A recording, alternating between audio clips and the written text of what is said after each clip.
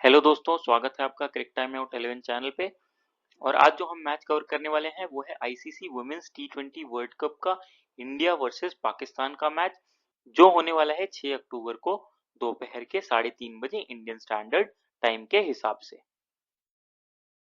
अब जो सबसे इम्पोर्टेंट बात है वो ये कि आपको हमारा क्रिक टाइम आउट 11 यूट्यूब चैनल को सब्सक्राइब कर लेना है और साथ ही साथ हमारे क्रिक टाइम आउट 11 टेलीग्राम चैनल से भी जुड़ जाना है।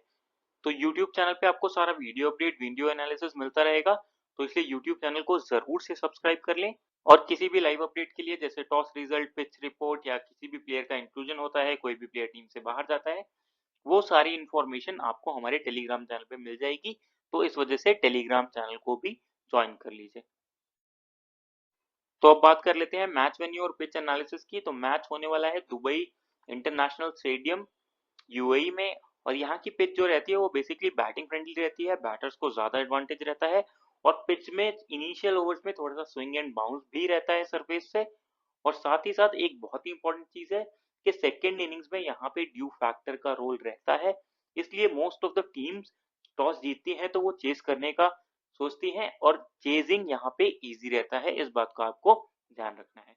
बात कर लें कुछ प्रीवियस स्कोर्स की, तो देखिए थर्ड लास्ट मैच की बात करते हैं, उसमें स्कॉटलैंड ने पहले बैटिंग करते हुए बनाए 94 रन और यूएई चेस करते हुए 62 रन पे ऑल आउट हो गई। उस मैच में पेस को 11, स्पिन को 9 विकेट मिले थे। अब बात कर लेते हैं जो इस टी20 वर्ल्ड कप के रीसेंट मैचेस हैं, तो उसमें वेस्ट इंडीज ने पहले बैटिंग करते हुए बनाए 118 रन 6 विकेट के नुकसान पे, और फिर साउथ अफ्रीका उसको आराम से चेस कर गया, 119 रन 10 विकेट से जीता था। और उस मैच में पेस को 2 विकेट, स्पिन को 4 विकेट मिले थे। अब बात कर लेते हैं वो मैच जो एज अ इंडियन हम भूलना चाहेंगे और हमारी भारतीय टीम भी भूलना चाहेगी। तो ये मैच न्यूजीलैंड वर्सेस इंडिया था। न्यूजीलैंड ने पहले बैटिंग करते हुए बनाए 160 रन 4 विकेट के नुकसान पे, और इंडिया चेस करते हुए 102 रन पे ऑल आउट हो गई। उस मैच में पेस को 10 और स्पिन को 4 विकेट मिले थे। अब बात करते हैं एवरेज स्कोर की, तो देखिए यहाँ पे एवरेज स्कोर 150 से 170 के बीच में होना चाहिए। अब अगर बात कर लें हेड टू हेड रिकॉर्ड्स की और लास्ट 5 मैच के परफॉर्मेंस की, तो इंडिया 5 में से 3 मैचेस जीत के आ रही है, 2 हार के आ रही है। वहीं पाकिस्तान लास्ट के 5 में से 2 मैचेस जीती है, लेकिन अपना जो वर्ल्ड कप ओपनिंग मैच था पाकिस्तान जीत चुकी है, तो थोड़ा कॉन्फिडेंस उनका हाई होगा। अगर अब बात करें हेड टू हेड की, तो देखिए इंडिया वुमेन 12-3 से लीड कर रही है और मोस्ट प्रोबेबली इंडिया ही ये मैच जीतनी चाहिए। लास्ट मैच जो भी न्यूजीलैंड से हुआ वो भूल के अब टीम यहाँ पे पहली जीत दर्ज करेगी इस टूर्नामेंट की। बात कर लेते हैं इंडिया टीम के प्लेइंग 11 की, तो स्मृति मंदाना ओपन करेंगी शिफाली वर्मा के साथ। फिर आएंगे हरमनप्रीत कौर, जमाइमा रोड्रिगेज, ऋचा घोष, दीप्ति शर्मा, अरुंधति रेड्डी, पूजा वस्त्राकर, श्रेयंका पाटिल, आशा शोभना और रेणुका सिंह। अब अगर यहाँ पे देखिए ओवर डिवीजन की बात करें, तो रेणुका सिंह अपने पूरे ओवर करने चाहिए, पूजा वस्त्राकर अपने पूरे ओवर करने चाहिए और दीप्ति शर्मा भी अपने पूरे ओवर्स करेंगी। तो ये हो गया टोटल 12 ओवर्स। अब जो बचे 8 ओवर्स है वो जाएंगे अरुंधति रेड्डी, श्रेयंका पाटिल और आशा शोभना के खाते में। अब इसमें भी जिसने पहले 2 ओवर्स में ज्यादा विकेट ले लिया, कैप्टन उन पे थोड़ा ज्यादा भरोसा करेंगी। बात करें डेथ की, तो डेथ एक दीप्ति शर्मा कंफर्म है। सेकंड डेथ में आपको श्रेयंका पाटिल दिख सकती हैं, पूजा वस्त्राकर दिख सकती हैं या रेणुका सिंह भी दिख सकती हैं। अब अगर बात कर लें इंडिया के प्लेयर्स के स्टैट्स की, तो स्मृति मंदाना 142 मैचेस की 136 इनिंग्स में 1305 रन है, 28 का एवरेज, 122 का स्ट्राइक रेट। बात करें लास्ट के 5 मैचेस की, तो फॉर्म अच्छा ही चल रहा है और बैटिंग विकेट रहेगा तो ये उस केस में बहुत अच्छी पिक हो जाती है, तो आप इनको आराम से कवर करके चल सकते हैं। ये आपके लिए डिफरेंशियल कैप्टनसी भी आप इनको ट्राई कर सकते हैं। आती हैं शिफाली वर्मा, तो 82 मैचेस की 81 इनिंग्स में 1950 रन है, 25 का एवरेज, 130 का स्ट्राइक रेट है, 10 विकेट्स ले रखे हैं। अगर बात करें रिसेंट फॉर्म की, तो इनका भी फॉर्म अच्छा चल रहा है, लेकिन इनके साथ बस एक कंसिस्टेंसी वाला दिक्कत रहता है, ज्यादा हिटिंग के चक्कर में हमेशा ये विकेट फेंक देती हैं। तो वो कंसिस्टेंसी वाला फैक्टर हमेशा रहेगा, लेकिन जब चलेंगी तो बड़ा चल के देके जाएंगी और छक्के चौके स्ट्राइक रेट सबके पॉइंट्स अच्छे दिला के जाएंगी। तो उस कंटेक्स्ट में बैटिंग विकेट के हिसाब से ये फिर भी अच्छे प्लेयर हो सकती हैं। आप इनको बैक करके चलना चाहें तो इस मैच में चल सकते हैं, भले ही लास्ट मैच में 2 रन पे आउट हो गई हो उसके बाद भी। फिर आती है हरमनप्रीत कौर, तो 174 मैचेस की 154 इनिंग्स में 3441 रन है, 27 का एवरेज है, 32 विकेट्स ले रखे हैं, बात करें लास्ट के 5 मैचेस की, तो फॉर्म ठीक-ठाक ही है, एवरेज है, लेकिन वन डाउन पे जब इनको बैटिंग करने के लिए टाइम मिलेगा, तो ये काफ़ी अच्छी पिक हो सकती हैं। शुरू में ये धीमे-धीमे खेल सकती हैं, शीट एंकर का रोल निभा सकती हैं और बाद में ये हिटिंग भी कर सकती हैं, तो काफ़ी अच्छी पिक रहेंगी, आप आराम से कवर करके चल सकते हैं। फिर आती हैं जमाइमा रोड्रिगेज, तो 101 मैचेस की 88 इनिंग्स में 2087 रन है, 30 का एवरेज, 114 का स्ट्राइक रेट।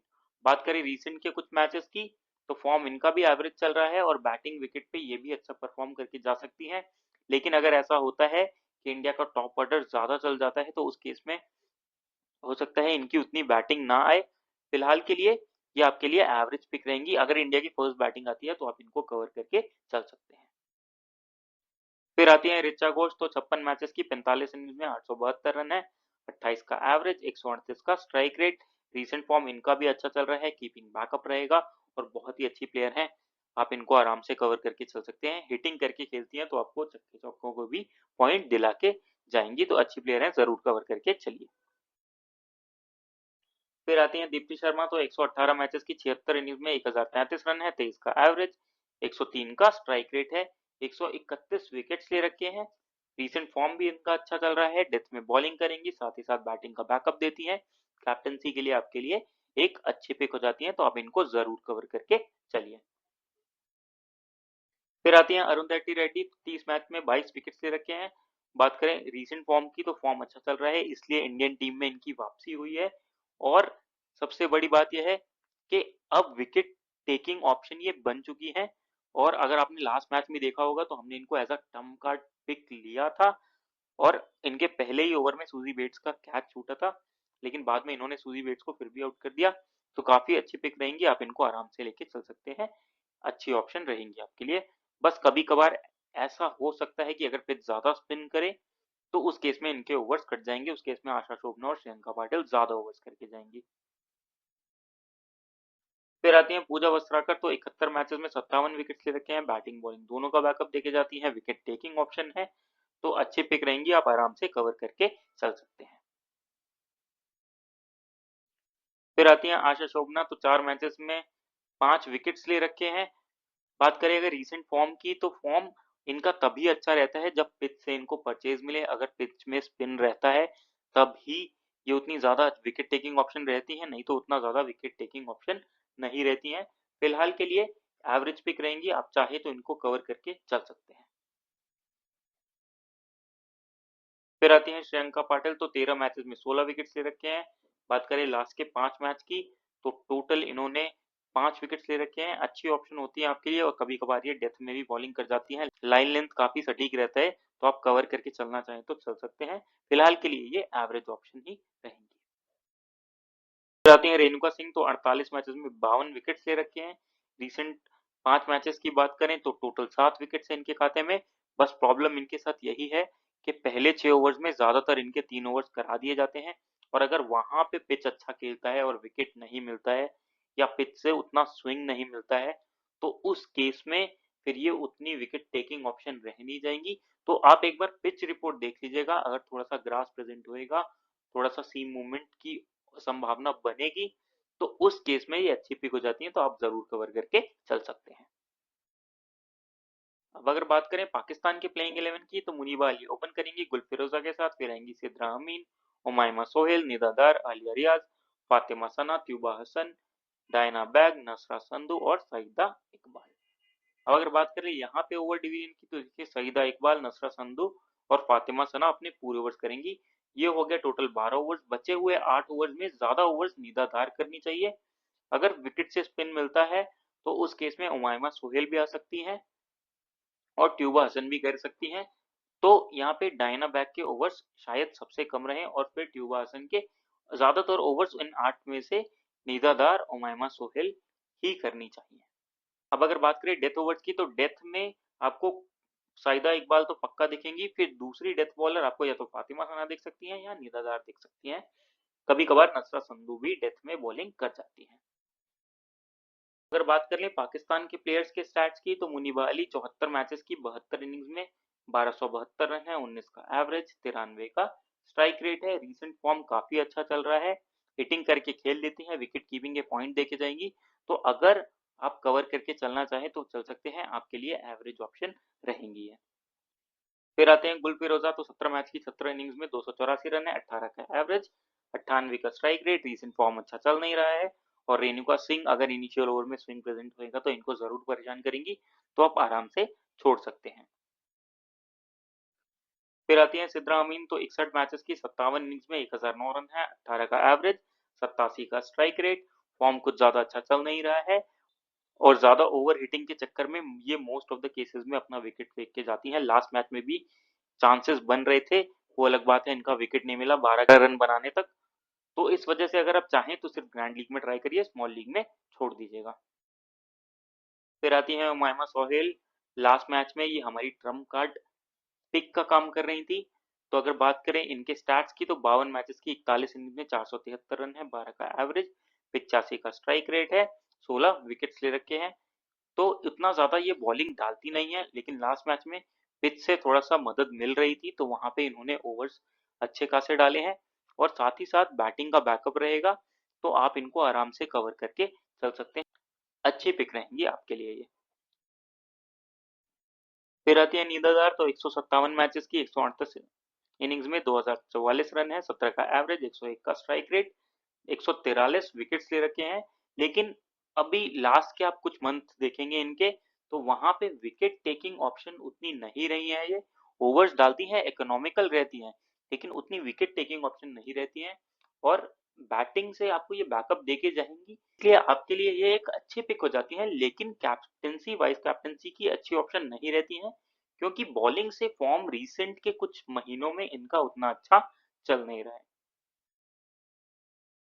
फिर आती है फातिमा सना, तो 44 मैचेस की 27 इनिंग्स में 346 रन है, 26 का एवरेज, 116 का स्ट्राइक रेट, 33 विकेट्स ले रखे हैं। बात करें रीसेंट मैचेस की, तो फॉर्म काफी अच्छा चल रहा है, बैटिंग से तो काफी ज्यादा अच्छा परफॉर्म कर रही है। अपना रोल क्लैरिटी इनको हो गया है, आके हिटिंग करके खेलती हैं और साथ ही साथ ओवर्स भी डालेंगी, तो वहां पे भी विकेट लेने की संभावना बनेगी। तो अच्छी पिक रहेंगी आपके लिए। अब चाहे तो इनको as a trump card vice captain या कैप्टन भी ट्राई कर सकते हैं। फिर आती हैं आलिया रियाज, तो 96 मैचेस की 81 इनिंग्स में 1112 रन है, 20 का एवरेज, 97 का स्ट्राइक रेट, 20 विकेट से रखे हैं, लेकिन बॉलिंग करेंगी नहीं। रीसेंट फॉर्म कुछ उतना अच्छा चल नहीं रहा है, और साथ ही साथ बैटिंग नीचे आएगा तो आराम से आप छोड़ सकते हैं।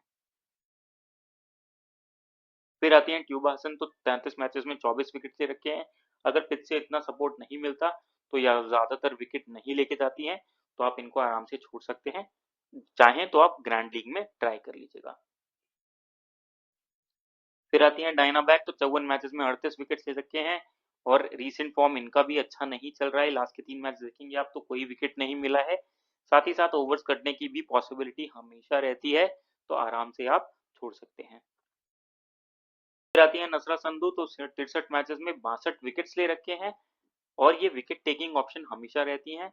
भले ही रिसेंट में उतने ज्यादा विकेट्स ना ले रखे हो, लेकिन ये आपके लिए एक अच्छी पिक हो सकती है इस मैच के हिसाब से भी। तो आप इनको चाहें तो as a trump card cover करके चल सकते हैं। अगर पाकिस्तान सेकंड बॉलिंग करता है तो उस केस में आप भले ही छोड़ दीजिएगा, लेकिन फर्स्ट बॉलिंग के केस में आप इनको ट्राई कर सकते हैं, उस केस में ये आपके लिए अच्छी ऑप्शन बन जाती है। फिर आती हैं सईदा इकबाल, तो 44 मैचेस में 56 विकेट ले रखा है, फॉर्म काफी ज्यादा अच्छा चल रहा है, लाइन लेंथ बहुत ही सटीक रहता है, विकेट टू विकेट बॉल करने पे भरोसा रखती हैं। एलबीडब्ल्यू बोल्ट हमेशा इनके साथ पिक्चर में आता है, अच्छी प्लेयर है, जरूर कवर करके चलिए। डिफरेंशियल कैप्टनसी ऑप्शन भी आपके लिए बन सकती है, तो जरूर से कवर करके चलिए इनको। तो अब बात कर लेते हैं फॉर्म वाइज, पिच वाइज और ओवरऑल हमारे लिए प्लेयर्स कैसे पिक रहेंगे। तो स्मृति मंदाना आपके लिए मैंडेटरी पिक रहती है, फॉर्म भी अच्छा चल रहा है, पिच सपोर्ट करेगा बैटिंग को। शिफाली वर्मा आपके लिए एवरेज पिक हो जाती है, लेकिन आपके लिए ये ट्रम्प कार्ड पिक का काम कर सकती हैं। हरमनप्रीत कौर मैंडेटरी पिक है, जरूर कवर करके चलिए। जमाइमा रोड्रिगेज फर्स्ट इनिंग्स में अच्छी पिक है, सेकंड इनिंग्स में एवरेज पिक रहेंगी। ऋचा घोष मैंडेटरी पिक है, कवर करके चलिए। दीप्ति शर्मा बॉलिंग बैटिंग दोनों का बैकअप रहेगा, जरूर कवर करके चलिए। अरुण दट्टी रेड्डी फॉर्म अच्छा चल रहा है, अगर पिच में थोड़ा ग्रास रहता है तो आप इनको भी कवर करके चल सकते हैं, अच्छी पिक होंगी। पूजा वस्त्राकर भी आपके लिए अच्छी पिक होंगी, बॉलिंग बैटिंग दोनों का बैकअप रहता है। श्रियंका पाटिल आपके लिए अच्छे पिक होंगी। आशा शोभना आपके लिए अच्छी पिक होंगी, और रेणुका सिंह भी आपके लिए अच्छे पिक होंगी। मतलब ओवरऑल इंडिया के जितने भी प्लेयर्स हैं वो ज्यादातर आपके लिए अच्छे ही पिक्स रहेंगे, क्योंकि पाकिस्तान की टीम इंडिया के सामने काफी कमजोर नजर आ रही है। अब बात कर लेते हैं पाकिस्तान के प्लेयर पिक्स की। तो मुनीबा अली फिलहाल फॉर्म अच्छा चल रहा है, पिच भी सपोर्ट करेगा कि विकेट कीपिंग बैकअप रहता है, तो आप इनको कवर करके चल सकते हैं, अच्छी पिक रहेंगी। गुल फिरोजा फॉर्म खराब है, आराम से छोड़ दीजिए। सिद्रा अमीन एवरेज पिक रहेंगी, आराम से छोड़ दीजिए। हुमायूमा सोहेल बैटिंग बॉलिंग दोनों का बैकअप रहेगा, कवर करके चलिए। निदादार बैटिंग बॉलिंग दोनों का बैकअप रहेगा, मैंडेटरी पिक हो जाती है।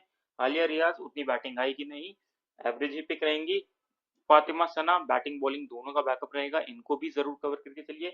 ट्यूबा हसन डायना बैग दोनों के ओवर्स पे कंफर्मेशन रहता नहीं है, फॉर्म उतना अच्छा चल नहीं रहा है, तो एवरेज ही पिक रहेंगे आपके लिए। नसरा संधू और साइदा इकबाल दोनों का फॉर्म अच्छा चल रहा है, दोनों विकेट टेकिंग ऑप्शन है, तो आप इन दोनों को कवर करके चल सकते हैं, अच्छी पिक्स हो जाती हैं आपके लिए।